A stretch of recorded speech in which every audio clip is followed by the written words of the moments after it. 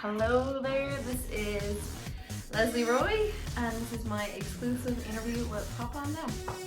Alright, a bit about me. My name is Lesley Roy. I'm born and raised in Balbriggan, County Dublin.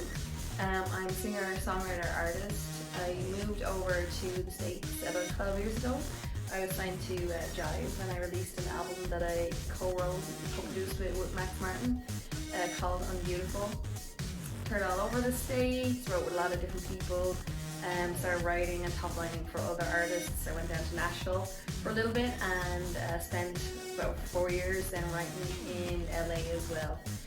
So been all over the States and married, but back finally kind of living in the East Village in New York where I am at right now, but still I call myself Irish homegrown. Why the Eurovision? Why not the Eurovision? I've always been a massive fan of the Eurovision, like a lot of Irish people. Grew up watching and loving it and obsessing over our entries and the different artists too, and the fanfare around the Eurovision and the songwriting part of it. As a songwriter and someone who's just focused their entire adult life on how to write a perfect song or a perfect pop song, the Eurovision is like the Olympics for songwriting. So I'd always thought about it and felt that I had a song that I could really push forward if I were to enter into it. Well, the story behind the story is, of course it is quite much around, like quite a story around my own life. It is a story of my life, but in my ups and downs in the industry and like what a lot of artists go through as well. But why I think it's so special for other people is that it is the story of other people's lives. It doesn't matter what job you have or where you come from, is that we do all go through ups and downs regardless of our background, and I wanted to write a song that celebrates the coming out of that and picking yourselves back up from it. Right now it does change every week, but I'm on a big Heroes kick, which won for Sweden a few years ago, so I've been listening a lot to that. My biggest achievement, I'm very fortunate within the music industry. I have had a lot of success. I got to write my entire album and like study basically with Max Martin over in Sweden for a few years. I wrote with Katy Perry and Dr. Luke and Warren and Desmond Child, so like I have a long list of my heroes, songwriting heroes that I got to spend time with and study and write songs with. So that's been a huge achievement for me. I think playing Coachella a few years ago was a lot of fun, huge big audience and like a different kind of genre for me to play with. And then the Eurovision was definitely, regardless of the competition going ahead or not, was still a huge achievement. Favorite part of being an artist? What a great question. Favorite part of being an artist, I think, is the freedom to, you have that creative freedom to go in one day and write, say, in one style, in one genre, and then the next day to go with your gut and your emotions and something completely different and just try. It's like going into a restaurant, you get to try every variation and style of food. So I think being an artist is just the creative freedom that you can have and you can allow yourself to have to kind of explore different paths and different styles.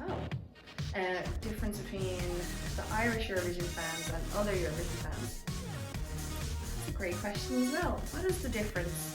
I mean, I guess when you're an artist, you field all of the positive questions and all the negative questions. So I don't know if the Irish fans have a different way of talking to the artist than say a British or Turkish fan would have. I'm not sure what the difference would be. If there is difference, I think the Eurovision fans are just all across the board great fans. I don't know if there is a difference. Well, I heard this great quote from Bonnie McCree. She's a great songwriter. She wrote Teenage Dream with Katy Perry 2 years ago, and she had a great way of describing it, was that the whole world is inspiration for a song. It's a complete blank canvas.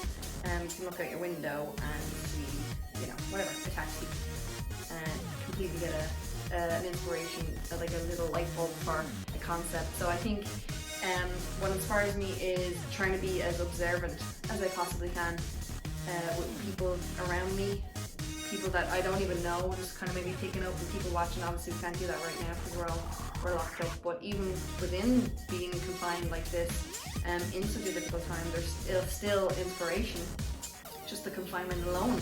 So I think what inspires me the most as an artist is trying to see whatever circumstance, situation, environment that you're in, is trying to take a little light bulb from something. That's what I'm saying. Dream collaboration. Ooh, dream collaboration. Again, I've been quite fortunate who I've written with. I got to work with a lot of my heroes very early on in my career. Who would my dream collab be with right now? I mean, I'm a pop fan. I'm a pop songwriter, pop top liner, and irregardless if my own style can go a little bit more pop rock. Dua Lipa's great. I've been a huge fan of Ellie Goulding for a while. I'd love to top line with them. Even Kygo, like I love the European Swedish style production as well. So there's a lot of great female artists that are happening right now on top 40 that I'd love to work with.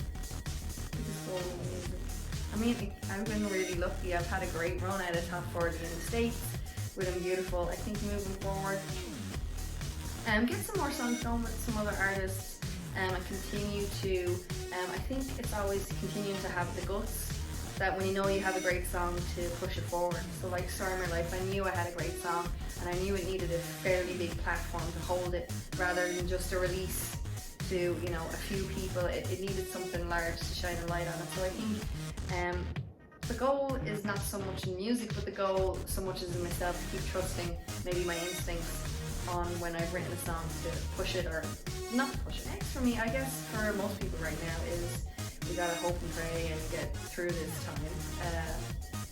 And like, you know, as many people that can be saved from all of this, that can come out on the other side of it and pick ourselves back up again and work from there. As far as music and writing and recording goes, yeah, again, when everything kind of clears up, I'll probably pop on down to, no pun intended, pop on down to Nashville and check in with my writers there and see if we want to start working on some material.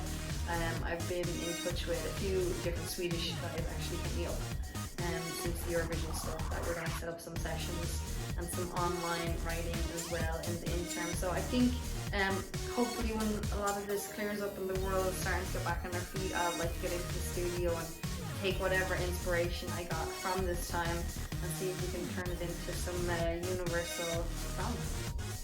Yeah, this is kind of circling back to using this time as inspiration. So I think it's good to write every day.